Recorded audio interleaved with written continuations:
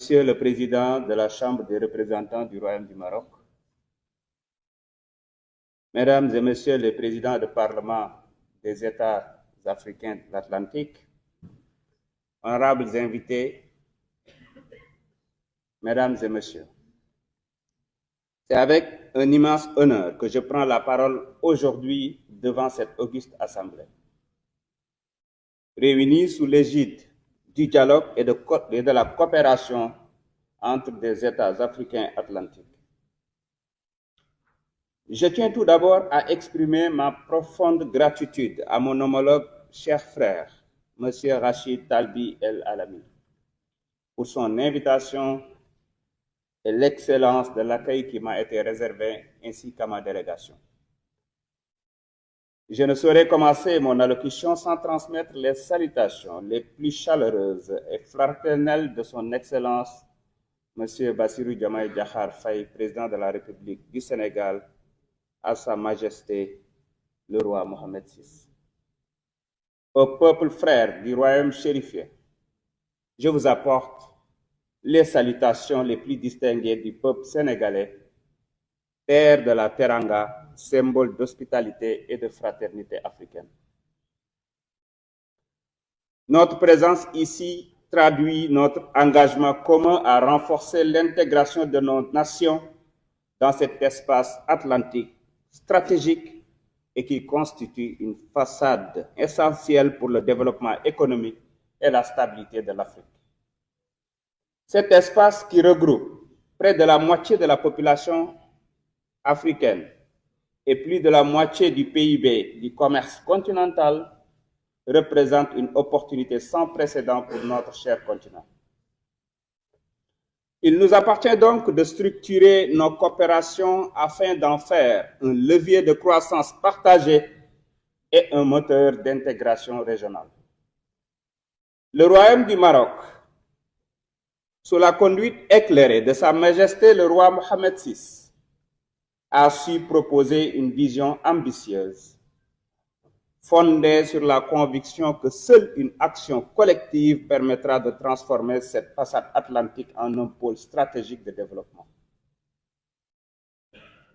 Ce pôle reliant l'Afrique à l'Europe et l'Amérique du Sud.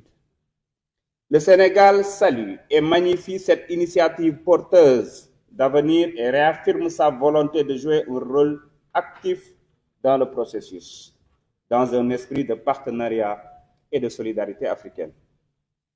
En effet, la relation entre le Sénégal et le Maroc est exemplaire à plus d'un titre.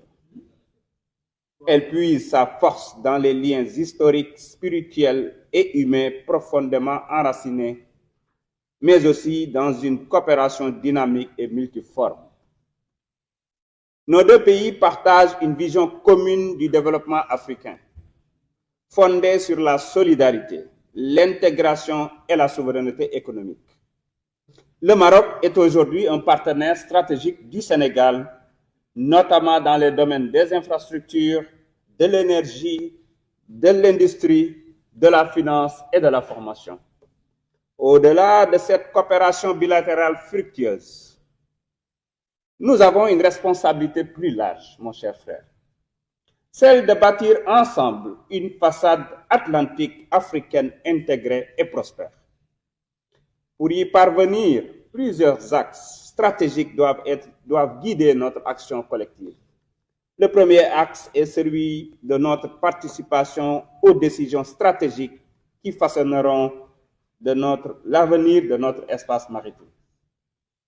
Il est impératif que nos États soient pleinement impliqués dans l'élaboration des grands projets structurants, en veillant à ce que nos intérêts nationaux et régionaux soient pris en compte.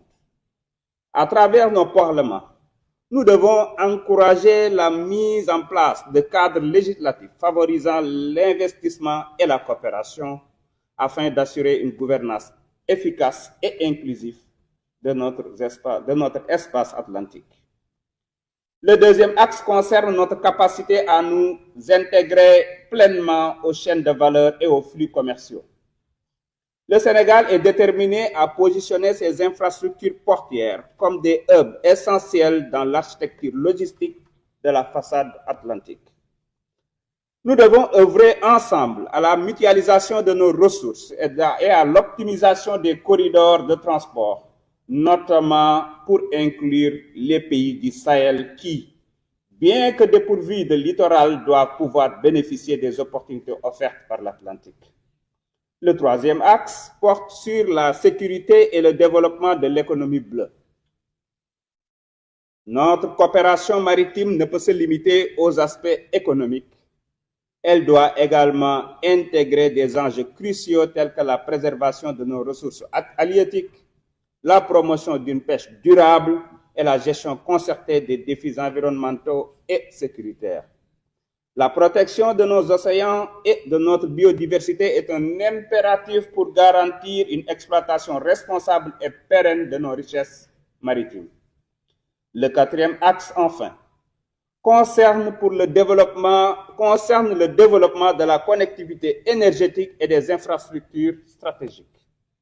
Le projet de gazoduc Nigeria-Maroc est un exemple concret de l'importance d'une intégration énergétique régionale.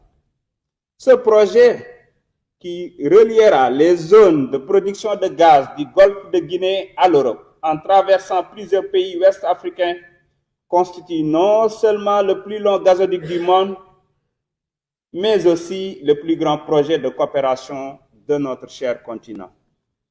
Nous devons encourager d'autres initiatives similaires, notamment dans les domaines du transport ferroviaire et routier, afin de renforcer la connectivité et la compétitivité de notre espace atlantique.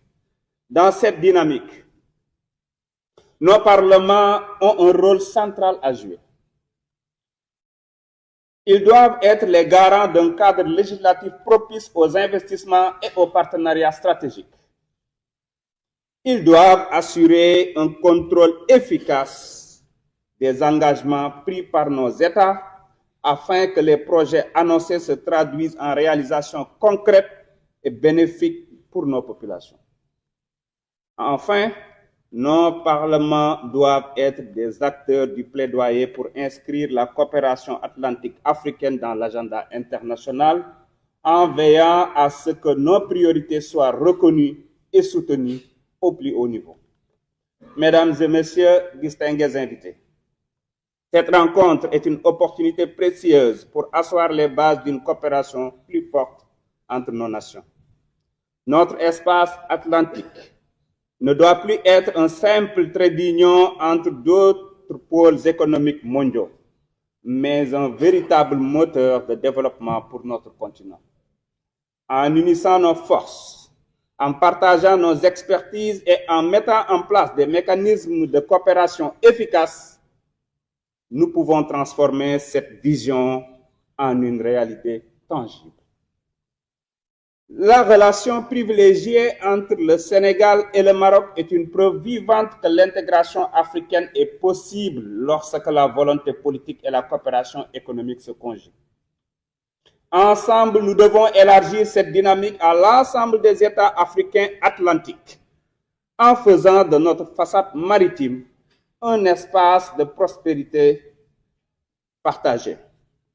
Ensemble, engageons-nous à faire de cette ambition une réussite. Nos peuples attendent de nous que nous soyons les artisans d'un avenir plus prospère et plus solidaire. Je vous remercie de votre aimable attention.